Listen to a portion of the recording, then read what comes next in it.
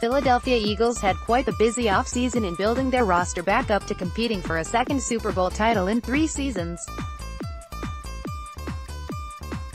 In addition to clearing cap space and restructuring deals, the Eagles acquired DeSean Jackson in a trade, signed Malik Jackson, L.J. Ford and Andrew Sendejo, adding necessary parts to a roster that was weak in those areas.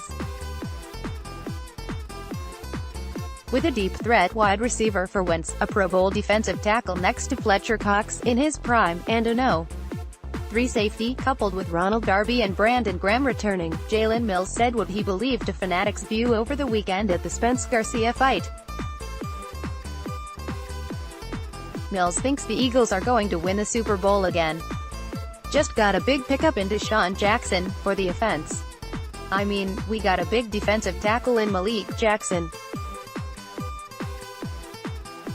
I think we finna go win the Super Bowl, man, Mills said. It's time again. It's time. Mills was later asked about Carson Wentz and how his offseason is going. Wentz is looking good, man, Mills said. He's back healthy. Moving around good. Wentz is going to wear that ball out. He's the leader of our team and everybody know that it's time to win. Free agency is here and the Philadelphia Eagles are going to be aggressive. Make sure to keep following along through this huge free agent period. Take 5 seconds to sign up for our free Eagles newsletter now. Now the Eagles still have some improvements to make on their team, starting with the running back position. Injuries took its toll on the running back group last season as Jay Ajayi battled the fractured back and suffered a torn ACL in Week 5 while Corey Clement battled the hamstring injury throughout the year and was placed on injured reserve with a sprained knee in Week 14. The Eagles were left with Darren Sproles, who missed 10 games with a hamstring injury, Wendell Smallwood, and Josh Adams to finish the season. A group that consisted of a 35-year-old running back, a No.4 running back entering the season and an undrafted rookie free agent. Philadelphia finished 28th in rushing at 98.1 yards per game, its lowest total since the 2009 season, when the Eagles finished 22nd in rush yards per game.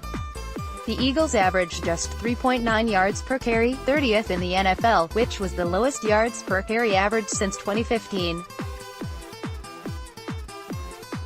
Adams led the Eagles with 511 rushing yards, the lowest for a rushing leader on the Eagles since 1991.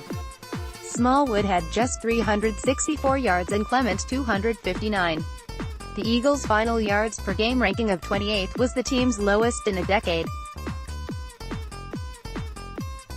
Mills will be competing for a starting spot in the secondary as well after a trying 2018 season.